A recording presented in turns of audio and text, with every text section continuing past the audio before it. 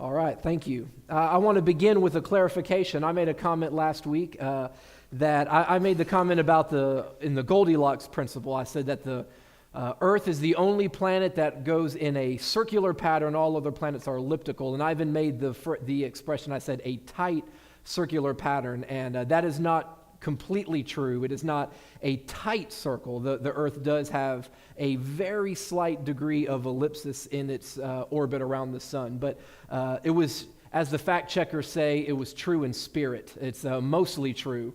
But I did want to clarify that. As I told you, I'm not a scientist, just trying to make sure that I be as honest as I can. If I make a mistake, I do want to correct that. But tonight I invite you to Romans chapter 12. We're going to look at one verse of Scripture just by way of introduction this evening. Romans chapter 12, going to look at a familiar verse of Scripture. And tonight, as I told you last week, we're going to talk about Darwin's motivation. And we're going to talk a little bit about social Darwinism as we've been talking about evolution and creation. And we're going to see tonight, as we're kind of shifting away from the science end of it, tonight we're going to look at the reason behind Darwin, why he did what he did, and the influence or impact Darwin has had on us ever since. So getting outside of Darwinian evolution in the classroom and getting into what is known as social Darwinism, or how evolution affects us in the way we live our daily lives. If you're in Romans chapter 12, I want us to look at verse 2. It says, "Do not be conformed to this world, but be transformed by the renewing of your mind, that by testing you may discern or prove what is the will of God, that good and acceptable and perfect will of God." It's been said that biases are like belly buttons. Everybody has one. Whether you realize it or not, you have a bias. And so when we are introduced to a piece of evidence or data, a scientific fact, we have a bias that influences how we handle that. Data is neutral. If I were to come in with a dinosaur bone or a fossil, that is a neutral piece of information. It is either billions of years old or it is thousands or hundreds of years old, but it cannot be both. Now, your bias or your worldview affects the way you look at that. If you believe in Darwinian evolution, you say 4 billion years old, 300 million years old, or whatever. If you believe in biblical creation, you say 4,000 years old, or a couple hundred years old. Our bias or our worldview affects the way that we look at things. And this is natural. We all have biases. We've seen this play out just over the last year. If Donald Trump says to take the vaccine and you voted for Donald Trump, you say, roll up my sleeve, give me the shot. Donald Trump says it, MAGA baby, I want to get that shot, right? He leaves office, Joe Biden says take the shot. You voted for Donald Trump, you say, I ain't taking that shot.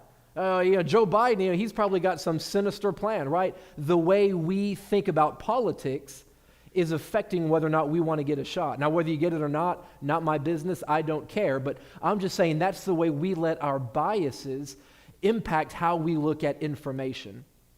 That is natural. We all have that by birth. But the Bible says that we must learn to renew our minds, that we can be transformed in the way that we think, so that by nature, we might look at something one way, but at salvation, we learn to look at things a different way. So whether you're conservative or liberal, Republican or Democrat, pro-vaccine or anti-vaccine, I don't care. But when it comes to the way we process information as Christians, we need to learn to renew our minds. So here's what I want us to think about tonight. Why Charles Darwin did the things that he did, why he wrote the book that he wrote, and why he devoted the rest of his life to leading us as a world away from the belief in the existence of God as the creator. You might not know this, but Charles Darwin once attended seminary. He was going to go into the ministry. In his words, he felt the call of God to, quote, defend the scriptures. That's kind of ironic if you think about where Charles Darwin has brought us as a country. Defend the scriptures. Darwin is the biggest reason that we have to defend the scriptures against Charles Darwin. How did he go from a seminarian who wanted to defend the scriptures to writing that there basically is no God? Now, he didn't say it quite as bluntly. But Charles Darwin, years after defending the scriptures, he wrote these words in his autobiography. I think they're on the screen. He wrote these words. He said, I can hardly, are they on the screen? There we go. He said, I can hardly see how anyone ought to wish Christianity to be true. For if so, the plain language of the text seems to show that the men who do not believe, and this would include my father, brother, and almost all my best friends, will be everlastingly punished. This, Charles Darwin said, is a damnable doctrine. How do you go from defending the scriptures to calling Christianity a damnable doctrine? Well, we know what happened in Charles Darwin's own life. His daughter became ill. He begged God to heal her, and for whatever reason, God did not see fit to do that. And as a father grieving over the loss of his daughter, Charles Darwin, in my mind that day, concluded that there is no God. If there was a God, this would not have happened. And this is what I believe led to the transformation in Charles Darwin's life. So understand this as we talk about biases and worldviews. When we talk about Charles Darwin coming up with this theory of evolution, do not picture Charles Darwin with his lab coat covered in chalk dust from his endless computations. He was not somebody that was just trying to come to whatever the science led him to when he concluded, evolution must be true. No, Charles Darwin was a person so angry at God that he left the seminary, left the Christian faith, because he viewed it as a damnable doctrine. As a father, my heart breaks for Charles Darwin. I couldn't imagine the grief of what he endured. But if our minds have been transformed, the renewing of our minds by the gospel of God, we do not interpret things like that we do not interpret what we know about God or the Bible based on a sad situation. The thought that I don't like to think about my father or brother or friends in hell does not make hell any less real. But Charles Darwin's bias, his worldview, led him to not want what you see on the screen. He did not want that to be true, and he was motivated then to find a way to do away with God. But everywhere we look, we see God. For Psalm 19:1 says, the heavens declare the glory of God, and the firmament, the skies, it shows forth God's handiwork. If God is everywhere we see as the creator, the only way to get rid of this God that would allow his relatives to go to hell, the only way to get rid of him is to remove him as the creator. I don't want a judge, I don't want a Lord, and the only way to remove God then is to attack the Bible's opening sentence. If it can be proven that we got here apart from God, then we no longer need the Bible. Do you see how we can remove this God if we can remove him as the creator? Charles Darwin had a bias just like every one of us. But rather than letting the science lead to the conclusion, he started with the conclusion he wanted, and then he manipulated science to get there. So tonight I want us to talk about Darwin's motivation and see how what he wanted to be true is what he ended up making true. Evolution, then, is a religion. Evolution is a belief system based not on science, but on a desire for there to be no God. It is atheism parading itself as a scientific discovery. If you don't understand that atheism is a religion, then they've got you right where they want you. We can't teach God in schools, separation of church and state, but the state has sanctioned the religious training known as evolution, teaching kids that there is no God based on this biased science. It is a religion. It's a false religion. And if evolution is a religion, then we must discuss how it has impacted the world. So this is what is known as social Darwinism. Evolution is not just something that is believed in a classroom and that's that. Evolution is not believed in a vacuum. It has consequences. Just as your belief in Jesus has consequences in your life, making you love your neighbor as yourself, making you go to church on a Sunday, making you do things for other people, so belief in evolution has consequences on people in society. Social Darwinism, how Charles Darwin has affected the country. Society has changed for the worse since Charles Darwin's theory became mainstream. You probably agree with that, although you weren't around when he wrote his book, 1859. But we can easily see how his theory has changed not just America, the world, for the worse. Not only have we removed the Creator, we've removed the judge of all the earth, the holy God who is the lawgiver, the one who says, "Thou shalt not murder," The one who says, thou shalt not lie, thou shalt not steal. We've done away with him, taken the 10 commandments down from courtrooms. And the irony is, a judge will convict somebody of murder, but they've removed the very standard that tells us that murder is wrong. We've removed Charles Darwin, and society is worse. Charles Darwin basically told us that we are nothing more than mammals. We're animals. We have evolved more so than other animals, so that the animals, we consider them to be lower life forms. But social Darwinism goes even further than that and says that people, if they are not as evolved as you are, then other people are lower life forms than you. They might not be as important as you because they are not as evolved as you. So this is what social Darwinism has taught us. Don't we see this in the animal kingdom? If a lion's hungry and a gazelle walks by, that gazelle is toast, right? The king of the jungle gets to eat the gazelle if he wants to. But what if I'm up for a promotion and my boss gives the job to somebody else and I thought I deserved that promotion? Who's to say it's wrong for me to kill that other person that got the job that I think I deserved? Somebody steals your lover. Who's to stop you from killing that person? That's what animals in the animal kingdom do. So if we then embrace a social Darwinism that says other people are just less evolved than us, then all bets are off. We do this, we shoot deer, right? Some do it to feed their family. Others do it just to put a trophy on the wall. They're lower than us. Social Darwinism, as you'll see in a minute, leads to the mindset that some less evolved people are basically lower forms of life. They're like animals compared to us. This is the natural conclusion of Darwinism. So let's talk about this. But first, let me give a quick disclaimer. I'm not saying that Darwin is responsible for what his followers do. A couple years ago, a Bernie Sanders supporter shot Steve Scalise. Remember that at a softball field? Steve Scalise was the Republican whip. Bernie Sanders, obviously, the independent, ran as a Democrat. Bernie Sanders is not responsible if one of his followers shoots somebody else. Darwin is not responsible for what people have done in his name or with his theory. But he is responsible for introducing us to this, and he's the one that pushed us off on this slippery slope. So let's begin with Thomas Huxley. He was known as Darwin's bulldog. Charles Darwin was a mild-mannered man, but Thomas Huxley was the much more vocal defender of Darwin. He said these words, "No rational man believes that the Negro is equal to, or still less superior, of the white man." Darwin's theories and his contemporary, Thomas Huxley, directly contributed to this idea of white supremacy and of white people looking down at those with darker skin, believing that they were less evolved people. No rational person, he says, would ever believe that a black person is equal, let alone superior, to a white man. Charles Darwin's own cousin, Francis Galton, in his book Hereditary Genus, he argued for what he referred to as judicious marriages.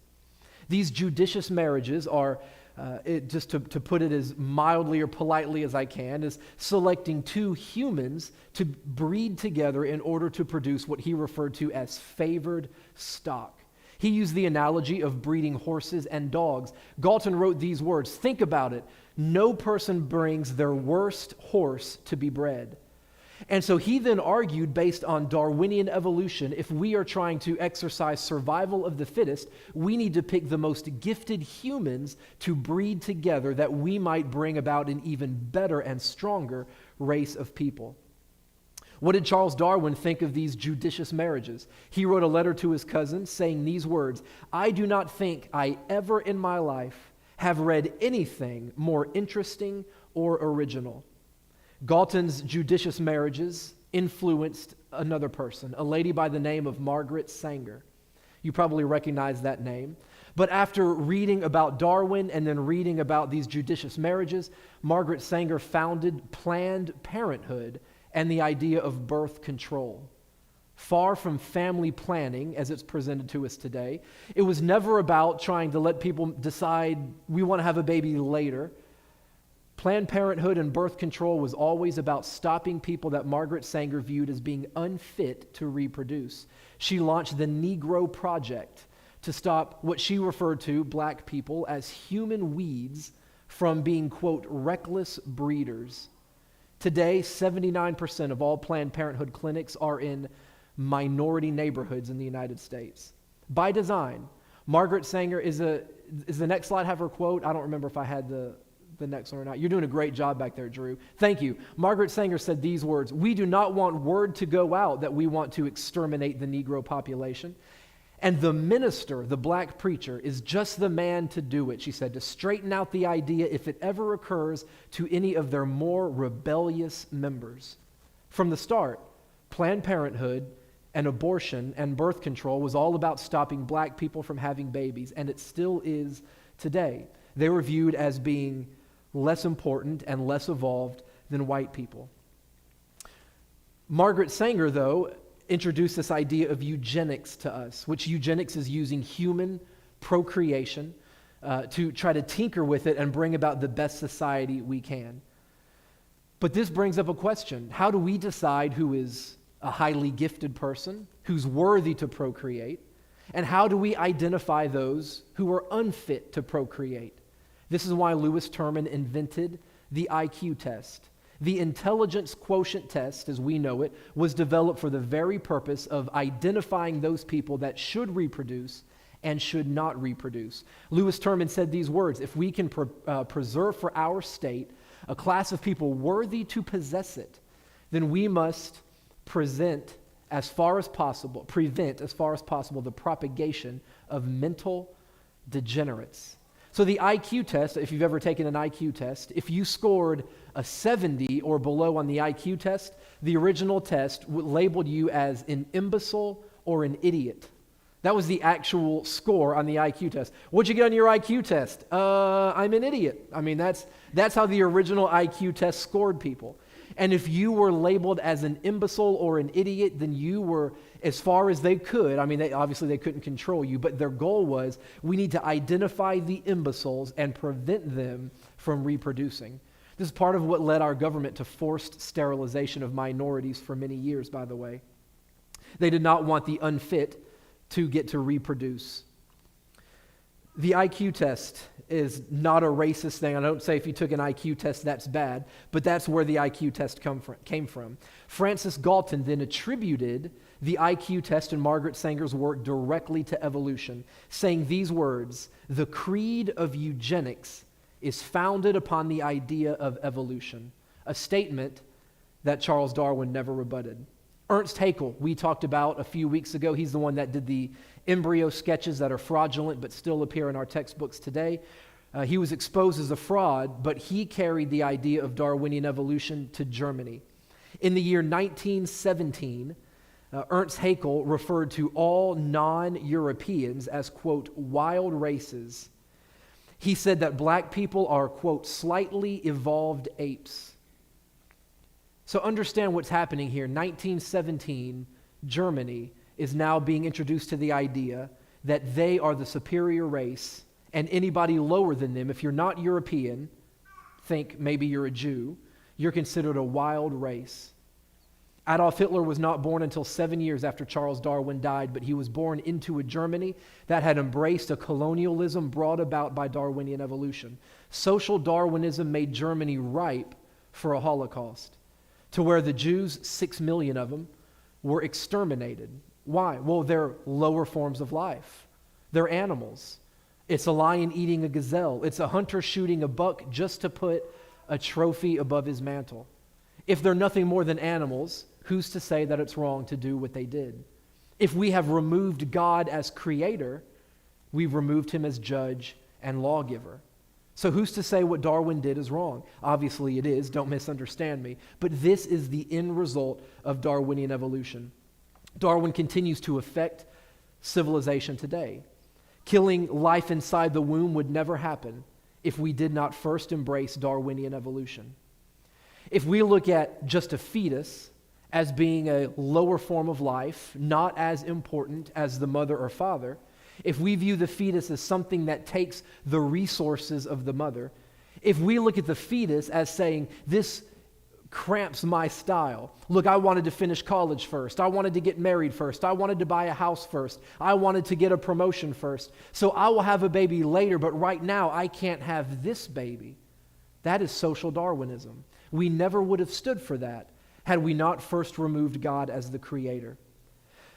Think about it. It's a dog-eat-dog society that says survival of the fittest. We've got to get ahead, and that means lower forms of life become expendable in a godless society. But today, proponents of evolution will say, no, this is just science. This doesn't affect the way we live. I beg to differ.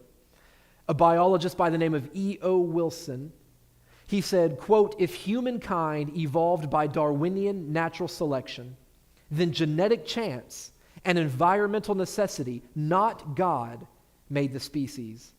Biologist Stephen Jay Gould said that Darwinism teaches us that no intervening spirit is watching lovingly over the affairs of nature. Whatever we think of God, his existence is not manifest in the products of nature.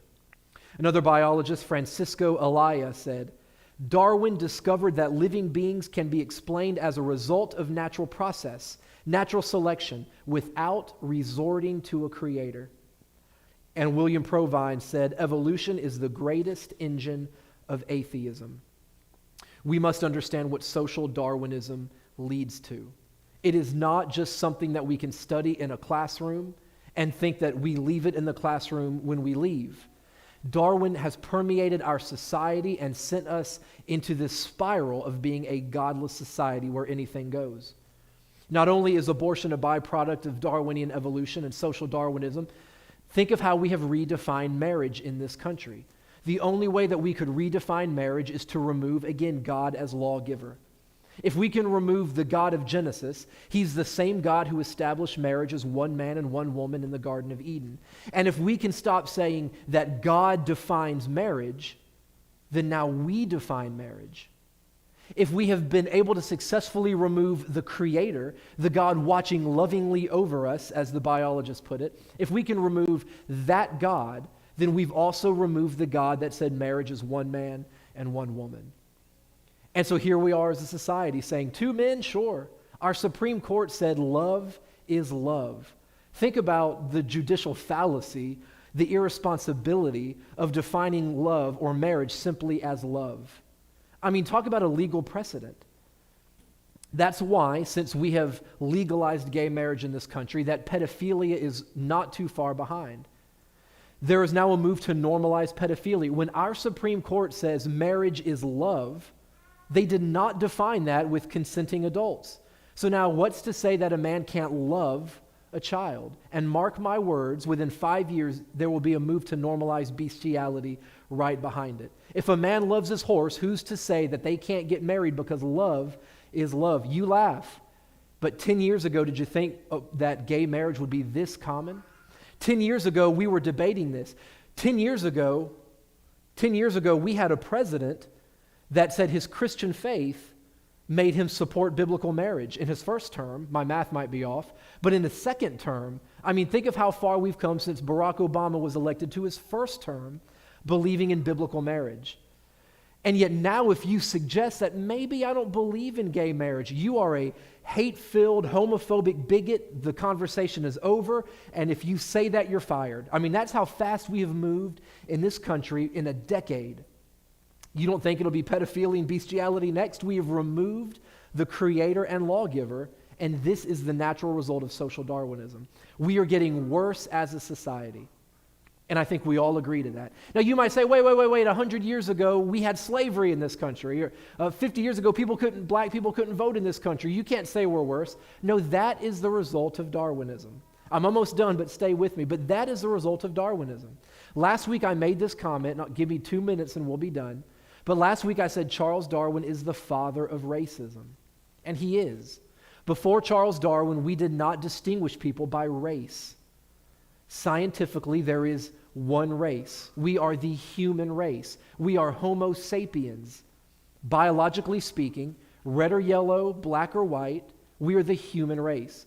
Charles Darwin then began to differentiate by skin color, and he's the one that injected racism, or the idea of races, into the mainstream. Charles Darwin is the father of racism. The fact that whites enslaved blacks is a result of Darwinian evolution. The fact that they had separate lunch counters and water fountains, that is the result of Darwinian evolution. Fortunately, as America, we rebelled against that mindset. But the fact that we have white supremacy or racism in general, and racism goes every way, I do believe, blacks against whites, Hispanics against Asians, anybody can be racist, but that is a result of Darwin. So in our society that has been quick to rename syrup bottles and ban boxes of rice, it's mind-boggling that we teach Charles Darwin in our schools. We want to get rid of statues and rename universities, but we teach the father of racism, the one who led to all this. Why? Well, because the enemy of my enemy is my friend, right? Charles Darwin helped us remove God from the public schools, from the public sector, and that's what a godless society wanted to do. And so they will continue to champion Charles Darwin, the biggest racist, in my opinion, that ever lived, the man whose theories directly influenced Adolf Hitler and led to the Holocaust. In 1859, Charles Darwin pushed us off on a slippery slope of devaluing human life. The farther down the slope we slide, the faster we pick up speed. There will be more of Darwin's disciples carrying out the logical conclusions of his theory. We must stand firm, deny his flawed theories, and boldly embrace the Bible's opening sentence that in the beginning, God created the heavens and the earth. And if God created and made man in his image, then all life is precious. Unborn, handicapped, elderly, minority, imbecile, idiot, or gifted. However we want to classify people, red or yellow, black and white, we are all precious in God's sight. And if we stick to the Bible's teaching, we would be a much better society. It's in getting away from the Bible that we have seen the tailspin of Romans chapter 1. My prayer is that God has not given us up yet, but that we would have a revival and move back to the God who made us in his image. I'm going to ask you to bow your heads and close your eyes. Thank you once again for tuning in to our live broadcast here at Putman Baptist Church. As always, we appreciate you being a part of our service from wherever you choose to watch. But we want to let you know that if you should ever have any questions about what you've heard in the morning's message, or questions about how to be saved, to know whether or not you're going to go to heaven one day, or you'd like prayer or anything else, we would love to hear from you. Just because you're not here in the building doesn't mean that you're not still part of this fellowship. So please, feel free to give us a call. You can reach me on my cell phone at 426-3706, or you can call the church office, or send us a message right here on the church Facebook page, and somebody will get in touch with you very soon. Thank you again. God bless you, and hope you have a great day.